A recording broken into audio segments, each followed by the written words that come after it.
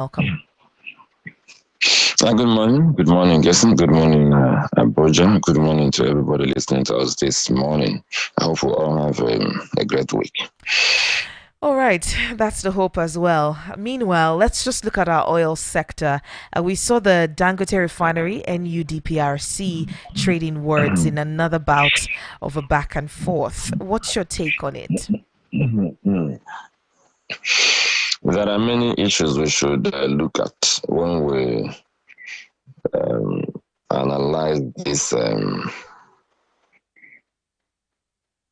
unfortunate row between Dangote and NUP because it sends out very, very bad signals. We have had a lot of misfortunes as an investment destination. And it's sad that when our ministers and even Mr. President gallivant at the expense of the nation to go and woo foreign investors, we do not sit back to ask ourselves a simple question. Why are they not coming in the first place? I mean, investors actually look for fertile grounds to invest. If your country is good for investment, then they should be attracted the same way that if you want to know the answer, if you want to know if we are really serious about a row between Virgin Group and the federal government when Virgin invested in flying to Nigeria. And that story of corruption and frustration that made Virgin pull out at that time made international. He's a man whose opinion practically reverberates around the world. And when Nigeria frustrated, noticed the frustration of Branson that has weathered all kinds of storms. And then here we have our own Dangote also passing through stuff. Well, it's not just about whether he's right or whether handled better. They say don't wash your dirty linen in public.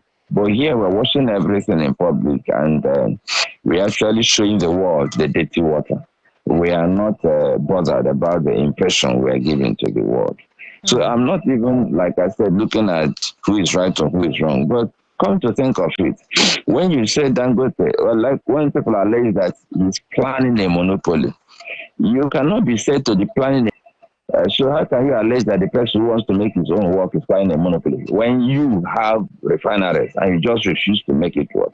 You are planning a monopoly when people have businesses, going concerns, and you are doing everything you can to ensure that you are the only fish in the pond, inept at managing their businesses, and you have the courage to have a business that you want to run successfully. I don't think that's the definition of somebody planning to have a monopoly because nobody is stopping an NPC Limited from having successful refineries. If Dangote can build a 50,000 barrels per day refinery, I don't see why Nigeria cannot do the same and manage it. But because our corruption stinks, we can't manage anything, not just the refinery.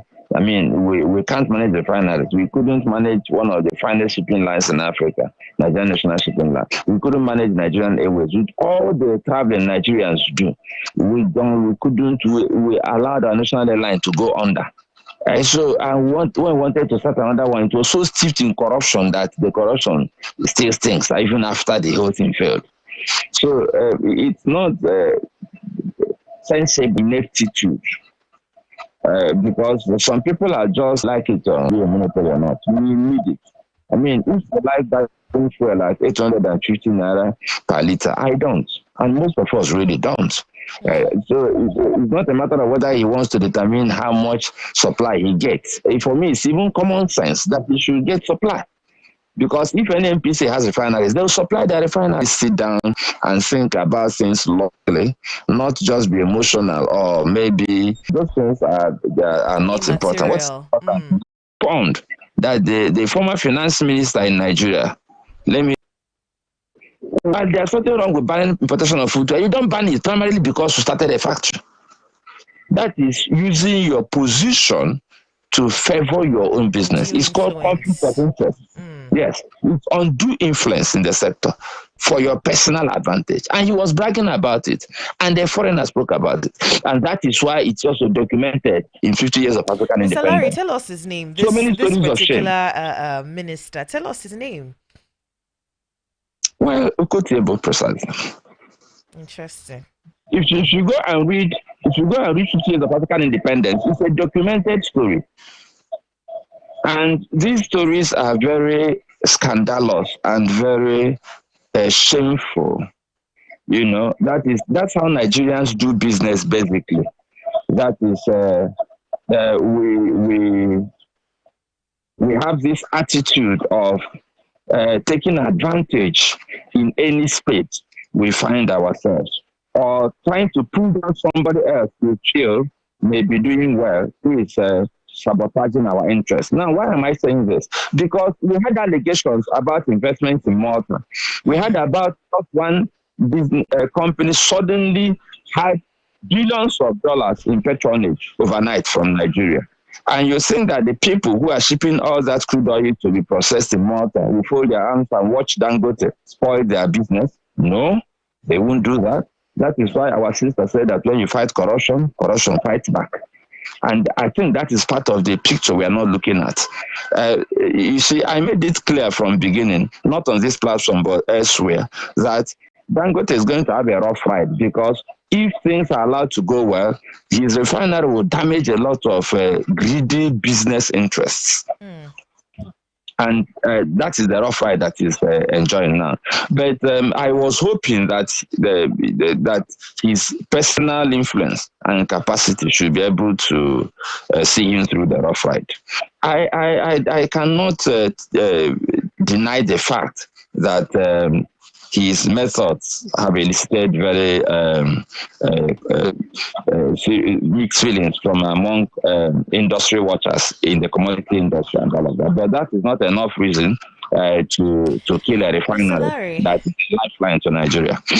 Mr. Larry, in a very interesting turn of events, David Ondain, who is a Nigerian investigative journalist on X, he raised serious allegations against an international NGO known as Dialogue Earth, accusing them of attempting to commission a smear campaign targeting the Dangote refinery under the pretext of environmental concerns. He talked about the fact that he disclosed that a foreign NGO, previously known as China Dialogue Trust, offered him 800,000 naira, about $500, to craft an article focused on environmental issues surrounding Nigeria's first major oil refinery. He asserts that the implied, though unstated, objective was to create a pretext for the Nigerian government to potentially transition commitments and environmental policies. This is a very interesting turn of events because another individual came out, Henry Adigun of Energy Institute and Public Affairs analyst. He also talked about the fact that he knows the journalist and he believes the story. He said it is very possible that he could have been approached for such a hatchet job, but expressed happiness for his courage to make it open. I mean, we're talking about undue influences that people are having on the oil sector, whether it's international or local. But the fact is that there are influences on our oil sector. Well, anywhere you see big money, you see big politics, you see big corruption. That's the truth. Whether it's oil industry, whether it's mining, aviation. Of course, you know what's happening now between APs and the United Kingdom and APs and even industry regulators in Nigeria. So Mm. anywhere you see big money, interest. Some want to protect their interests legitimately, others do so anyhow. Unfortunately, our regulatory agencies are not as powerful as they should be. In advanced countries, if you do anything illegal to protect your interests or advance your business, the kind of fines, I'm sure you see the kind of fines they have to live with. In Mm. Nigeria, very often, our regulatory industry doesn't seem to be very, very powerful in terms of sanctioning the big players and even the small players too, not just the big players. So we have that challenge. But having said that, For Dangote to have built a refinery, he must have gone through the environmental impact assessment and all the assume that he did.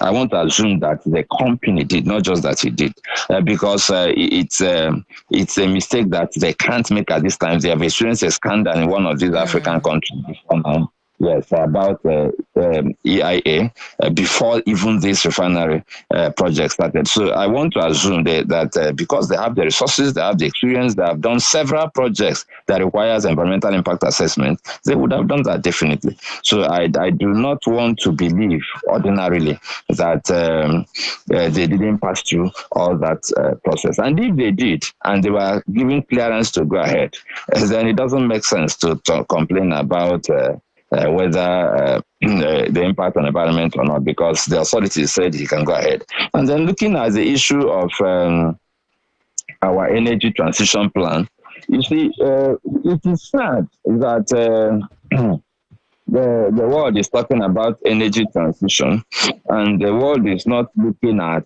the peculiarities of energy transition vis-a-vis how poor countries or countries that are rich potentially but refuse to become rich in reality, like Nigeria, Mm. will do the transition. I mean, there are several countries that still use uh, fossil fuel to power their cars. And I mean, we are talking of cars even. Let's talk about generators too. We don't have Generators. Mm. simple electricity. We can't afford solar power. People are impoverished. They can't even eat food. They can't afford kerosene. So how much more solar power?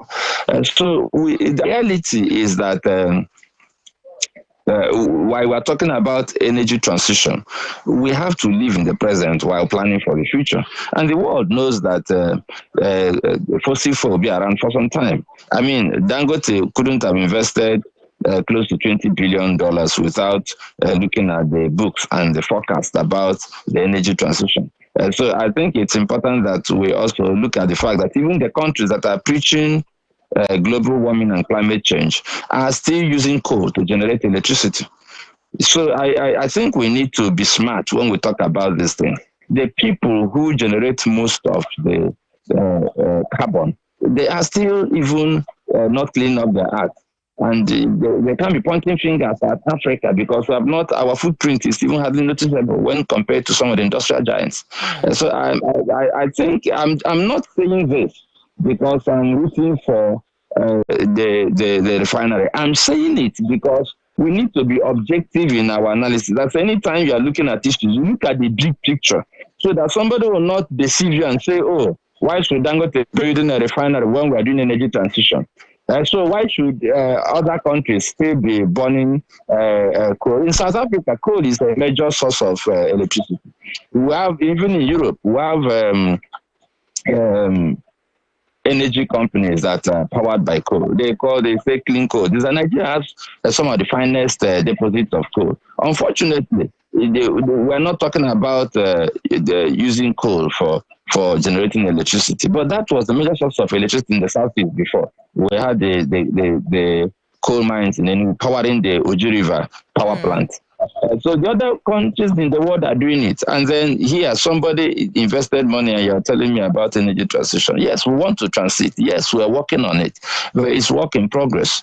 We are not going to shut down our lives because we are doing energy transition. The people who are preaching energy transition and global warming and climate change, they have not done that yet. They are still manufacturing cars that we buy, and they are doing transition to electric cars, but they are doing the transition. They are not even helping us because they have the resources to actually help us. But the corruption we complain about, they partake in the corruption. A lot of the money goes to their banks and all of those institutions. And they know the companies that do part of the corruption do business here. You know about Halliburton scandal and all of that.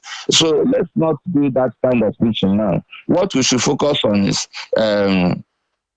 what I call uh, clean national interest. That is national interest that doesn't hurt anybody. Mm. If we need petroleum products and we don't want our citizens to suffer by paying for transportation, round tripping, you take crude to Europe and then you refine the crude, you bring it back to Nigeria. We pay for the transportation, landing costs, and all kinds of costs, and then we lose all the derivatives, all the other products coming from the crude. My Mm-hmm. pain, it's one of my greatest surprises that nobody is telling us of the other hundreds of products that come out of refining crude oil. So somebody pockets all that money. Mm. But if it is refined here, it's easier for us to give sell crude Accounts. oil for Dangote, and Mm-hmm. then let him just refine petroleum products, and we buy from him. What he does with the other one is easier because he bought the crude oil. But even if we want him to refine and give back to us, it's easier for us to say, bros, account for all the other products that come out of this crude. That's one thing Nigerians should be talking about. All of the other petrochemical products that come out of crude oil refining when we ship it abroad. Can somebody tell us where the money is, please? You're talking hundreds of billions of dollars over the past decades. Where is the money? So there are several powerful interests globally fighting these battles. And when you look at what our former president Obasanjo said, you understand that. Listeners can get exactly what was said by the former president Obasanjo.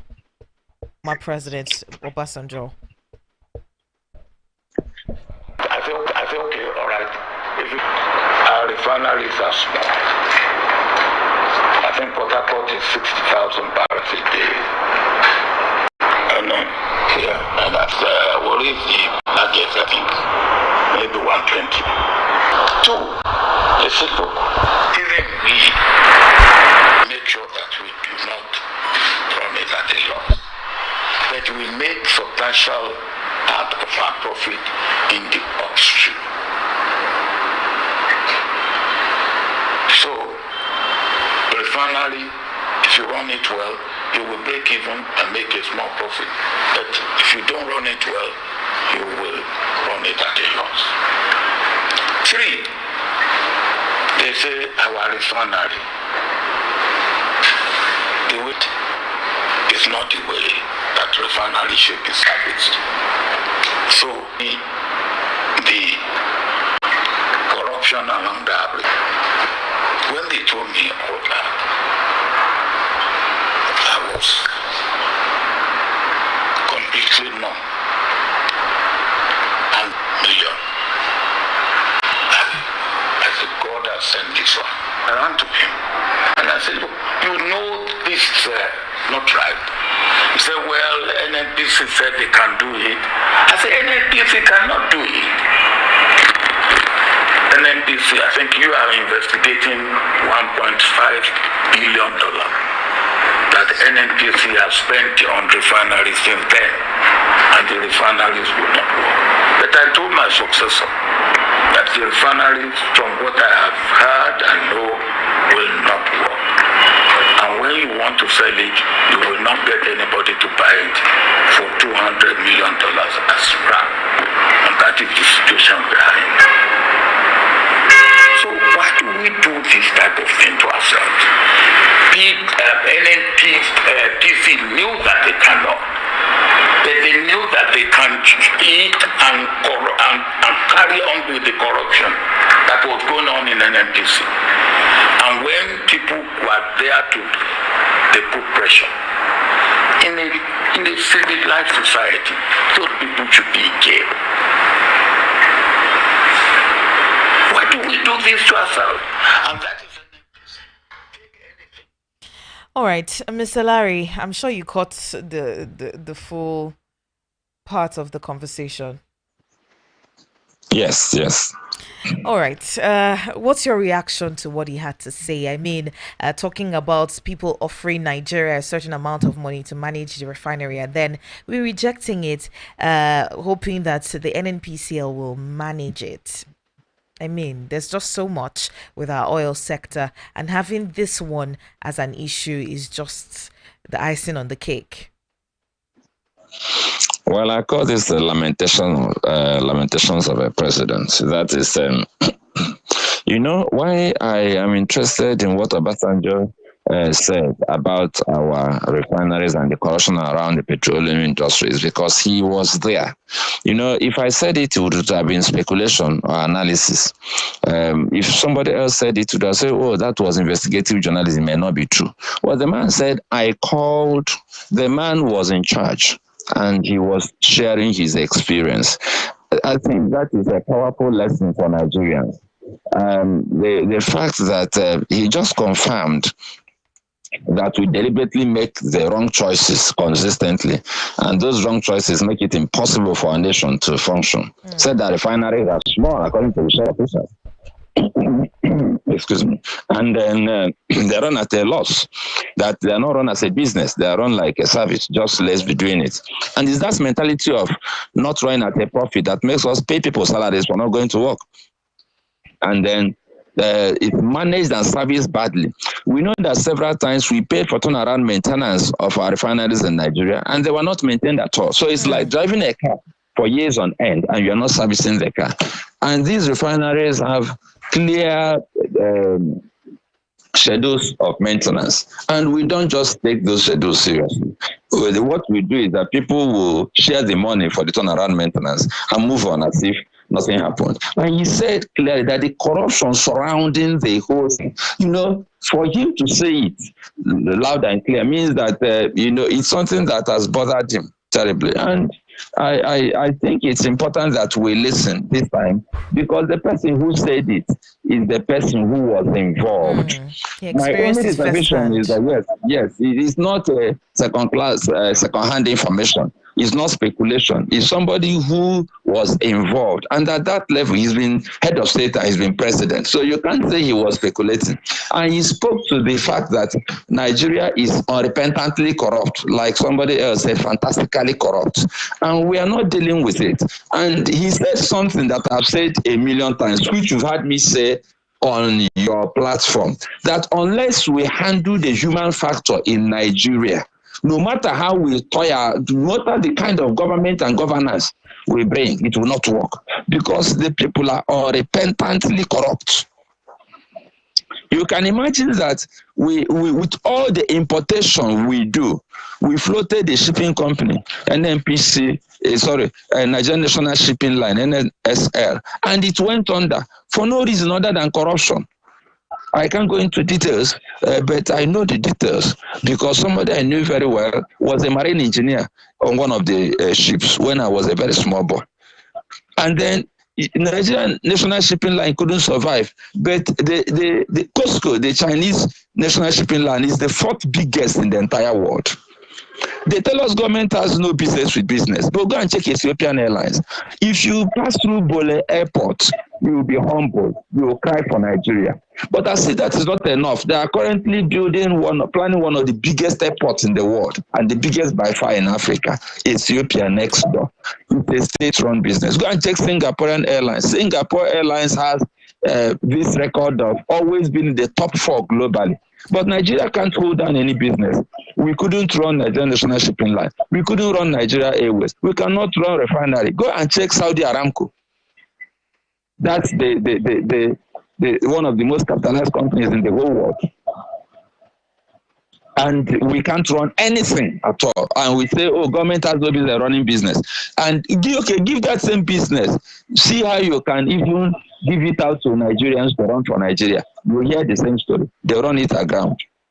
So we need to listen to what the man had to say. My pain is that as a person, as an influential Nigerian, I don't think he did enough to stop the rot. We needed a massive national reorientation. Yes, we needed because for Mr. people Larry, to I pay. wanted to go there. I wanted to go there because a lot of people have been talking about the fact that what did he do when he had the mantle? He had all the opportunity to ensure, to put some things in place. What did he do? And a lot of people have been talking about the fact that, well, he did a lot for the Paris debt and that exonerates him. But No, sorry. With all due respect, the Paris debt side is not the same thing as having this national moral regeneration. The truth is that he did a few things. Like he tried, he scratched the surface. Like due process in procurement was under his. The EFCC that is they say is a partial watchdog, but he started. At least he made some, if you may call it, feeble effort, maybe to the best of his knowledge. One would have expected that others should make some effort. Nobody has done any other thing. It was that due process and the sanitization of our procurement process and managing corruption at that level that made it possible for the Paris Club and other stakeholders to consider writing off our debts. It's like, you guys were bad boys, now you're doing better, let's help you. And then just right after they helped us, we went back to even more debt. And that's discouraging. So you won't say he didn't do anything. He left clear footprint, but he didn't do enough. That is, he was doing only what I consider official effort. We needed to get to that point like China, where we will bear our fangs and say, we don't want corruption again, and we'll be strict about it and punish people. Not a country where you embarrass Nigeria in UK, and then you come back here, then you go to jail in UK, you come back here, people go to the airport and receive you with drums and drum beats, and after that, the person gets presidential pardon. So why should people, how do I tell young people not to engage in fraud and criminality when they see people who stole our commonwealth pardoned by a president? What do I tell them? So we're a nation that endorses bad behavior. In other countries that are killing corrupt politicians, in Nigeria we are granting them political pardon. We are giving them new appointments after presidential pardon. So you see that people are not afraid to commit crimes because they know that the worst thing they can do, the worst thing that can happen to them is to go on a short holiday for a kind of retreat. You may call it just a personal retreat at Kuje prison and spend a few months there thinking about life, and then they come out and then they go back to their loot. But if we are able to launch a massive campaign and make sure there are consequences, and even the person pushing it should also position himself to be a role model. So I won't do any corruption. Don't tell me about it, and nobody will do under my watch. It will percolate very fast. And then a few persons who make mistakes will be used as examples. They will forfeit all assets. They will be shamed thoroughly.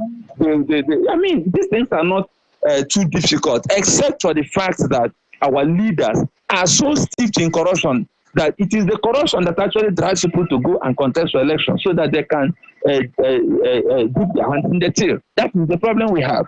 But right. I'm glad that our former president spoke about it. And it's not going to be easy, I must say. But we have to realize that it's our fundamental problem. And we have to do something about it. All right. Thank you so much, Mr. Larry, for your time this morning. Thank you so much. We appreciate you. I just hope that we're listening to the voice of the people. For those who are castigating the former president for speaking, maybe he's speaking from with the benefit of hindsight. For whatever reason he's speaking, he has spoken. And his word carries weight. At least he told us the truth that corruption is a problem. We have to listen to the voice of the people. And he's one of the people we must listen to on this occasion, on this particular occasion. I don't always agree with him, but I agree with him that we are fantastically corrupt and we must do something about it. Of course, for the National Assembly, it's a story for another day. You don't want to talk about that because it's a very bad situation. But let's continue to listen to the voice of the people, not just the voice of the people, but also the station that has given us a voice. Do have a wonderful weekend. You too. All right. Looking at this situation of corruption and some of the bad things that happened during the Olympics, let's go there. We have I don't know why Noso is laughing about this. So I don't know why he's laughing, but we have the minister, Nigerian Minister of Sports Development, John Eno, apologizing to Nigerians and talking about the fact that they did everything for the athletes. Let's take a listen to what he had to say. Olympics after Olympics, and I think that what we tried to do was to make sure that we close all the gaps. If it's in terms of paying of athletes, they were paid in advance. Every leg of the provisions of the allowance is supposed to be paid, they were paid in advance. If it was to motivate them, we tried to do so. I wasn't able to visit the camp in Germany. My permanent secretary visited that camp. But I read comments from athletes themselves and officials as to the quality of that camp. So everything that we should do, I believe that we did as a ministry. You couldn't find athletes complaining of unpaid whatever. I visited the games village and I had an interaction with the athletes. And I listened to their complaints. After that, we increased their training grants, foreign training grants, beyond what we had budgeted for. The local athletes, made a complaint that they are never paid those grants, that they also spend money, although they operate at home. We made sure for the first time there was some provision for them. So at every point we've had to, a few things came up, of course, for which we've had to also respond as a ministry. So if it's in terms of leadership, we've tried to do that. But I think that Olympics and the outcomes and all of that are always a function of too many variables. I'm talking about the training and the preparation, how much of it took place, the commitment of the athletes and their level of patriotism. And when I say what I want to say, I'm by no means, trying to drag any of our athletes, because as young men and women, I believe that they have done well for country. I remain proud of our athletes in spite of the outcome of the Olympics. Easy in a world of how many billion people? In those days, they used to say that, the fun is not in winning, it's in participating. If you compete, you're an athlete and get to a point that you attend the Olympics, I think that there is no reason why a country shouldn't be proud. All right, we didn't get any gold, any silver, any color of medals at that particular Olympics, and this is what the Minister of Sports had to tell Nigerians. Nonso, your 2 cents. I'll try to throw that back to you. Are you proud? Because every Nigerian should be proud. Are you proud of the Olympics, the participation of Nigeria, the team Nigeria? I'm proud of some of the people that performed for the first time there. They had the first opportunity to perform there. That's amazing for them. But as a group, as Nigerians as a whole, right? It was our outing. It was the country's outing, and we performed abysmally. Nobody will be proud of that. Nobody will be proud of no gold, no silver, no color. Wow. Wow. No color. Walking into the studio this morning, I was like, what do I want to tell the people? Because Nigeria didn't win anything, And the sport minister did say, and I want to ask a question, and I will say it clearly. I was saying something off before I came on here, and I was saying, why do we always do the right way, put everything in check, but we get the wrong result in Nigeria? We if you ask him, I did everything I could do. We picked the right coaches, the right training. But we failed to get. These are worst performances London 2012. Absolutely nothing. Nothing to show for it. I know there's some, good stuff that we can look back on and say, oh wow, Nigeria got to the quarterfinals of the basketball competition. Great one for Nigeria. The coach of the Tigers, Rene Wakama, was named the best coach of the Olympic Games. Fantastic. Ezine Ekalo made the team of the tournament team 2, not team 1, team 2. I talked about Ezine Ekalo after a performance for Nigeria. But we had a world record holder heading to this Olympics. We had one of the lady with the best jump, in Nigeria. We expected a bronze, or at least a bronze, always getting something heading to this Olympics. We had the best wrestlers in their categories heading to the Olympics. But we ended up with absolutely nothing. And it tells me, see, I'm trying to put the words together. I think it was abysmal. It was terrible, disappointing, disheartening. And Nigeria have every reason to be sad. And I know before the Olympics, I said if there was anything that would take Nigeria away from all the issues around the country, it should be Olympics.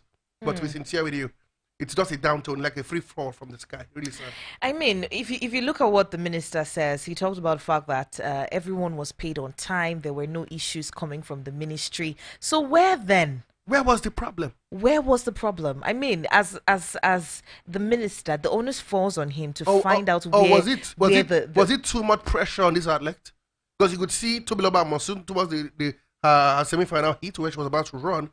she was mumbling. She was talking to herself. Of course. I mean, Like- if you look like at she it, looked we tense. didn't have any color at that time, and everyone had a lot of pressure, expectations Everybody on who her. spoke about the Olympics talk about Toby Amosu. Yes, Where she and gets to the where she must get us a medal. So And- you can imagine the amount of pressure we put on her. If we have put this amount of pressure on every single outlet, spread it accordingly Absolutely. for every single one to perform, maybe would have gotten a bit of a better outing at that event. very sad. It's done and dusted. We wait for another 4 years in LA. No And medal. then take 4 months to prepare. We We have another have to 4 start years, now. but we'll now take another 4 look months at the to USA prepare. team. 40 gold medals. The best team. China 40 gold medals. Second best team. France finished the host. They did well for the host, finishing 5th. My own issue was, even if we were the 1,000th country in the world, just put your name on the medal table. Zimbabwe, Botswana, Kenya. I can call Lucia. Countries that are not sports, Lucia, put their name on the map. It's like, this is, come on, man. It's really sad. It's really sad that we couldn't get like any color. The last time we called it the golden bronze. I say we'll take it right now, all day long, but we can't even get that. It's really sad. Again, I just hope that this is a lesson learned. And by the time we get to the LA in the next 2028, Nigeria should be competing. I think we need to throw away this racket of competitive advantage. Where we say, oh, we have a specific sport where we do well and then we focus on it. See, South Africa now do well in swimming. They were not there. Kenya, we don't know for the marathons, but they now compete in the sprints. People are diversifying, Spread your tent. You have the facility in Abuja here. You can do every sport. Get the swimmers from Benue, where they get a lot of waters. Get them, train them. We have boxers in Lagos who are boxing for free in the road. Get them, train them. You have wrestlers in the south. Yes. Start the training now and give them the exposure they need. Not that by the time 2 months and you then come on. I think it's a systematic problem, and I think the ministry has to get it right. And it starts from the Federation FM election that will take place after the Olympics. We need to get the right people at the right time of affairs, if and only if, by the time we get to LA, we're going to be doing well at the Olympics. If not, it could be just deja vu all over again, and we keep going around circles. No, so we have about less than 2 minutes. Do you have any more sports just stories? quickly, we now know the date for the games for the African position qualifier, September 7th. Nigeria will take on Benin. 3 days later, they'll be moving to Amavubi Stadium to take on Rwanda on the 10th of September. So we now know the date. Also, we know that Edo Queens started their campaign at the Zombi Women's Champions League qualifier with a 5-0 victory in their 5-0 win in their game against Senti, 5-0 in that encounter. Big win for them at Abidjan. They walloped AS Gade by 5-0, and they topped their group after Senti, and of course Asaka has played a draw in that encounter. Also, we know, of course, that the Flamingos begin training in Abuja this week. We hear, according to the NFF, that's after the Falconets fly away for Colombia for the Under-20 World Cup. And inside, this is an exclusive. We hear that the Super Eagles will be getting a manager this week alongside the Flying Eagles. That's the Under-20 national team. They'll be getting managers this week. That's one we hear as well. In the Community Shield, we know Man United fans, they suffered loss. I know you love that news. Gessie, we know how happy you felt when your team came back from the jaws of death to win penalty 7-6 after a 1-0 draw. Bernardo Silva scoring the 89th minute, after Alejandro Garnacho scoring the 2nd minute. Big win for Pep Guardiola. For the first time in 4 years, he gets his hand on the competition. But now, let me wow you. I will end with this record before I walk out of the studio. Every team that wins the competition in the past 13 years have failed to win the league. Take it from me. No, so you are just a hater. Absolutely. You are just a hater. Leave Man United alone. Let us breathe. Let us breathe. All right. Thank you so much, Nonso, for that bit of sports news this morning. It's been a very wholesome conversation we've had today. Make sure that you are keeping your dial locked and loaded on VOP 96.1 FM. Larry says, the minister said they did everything. Not really. They just threw money at the problems and we failed woefully. Absolutely. Spot on. It's such a sad outing that we had at the Olympics. Hopefully we'll do better in other competitions. We're not waiting for 4 months to the time to D-Day before that. My pain is 12 billion naira has gone and Nigeria got nothing from nothing. I'm done. Well, we'll watch and see how all the drama. I hope that the minister will go ahead and investigate to find out where there were some shortfalls, some pitfalls in communication, in providing of equipment, whatever it is. Analysis. Exactly. Proper analysis, because we see Nigerians winning medals for other countries who at some point were donning the green, white, green of Nigeria. Exactly. So we need to find out what exactly is happening to Nigeria as a country. Thank you so much for listening. This has been the Voice of the People, 96.1 FM. Coming up at 9 is Oge Ndigbo. My name is Gesere. And I'm Nonso Arinzichi, your sport bishop. Good morning.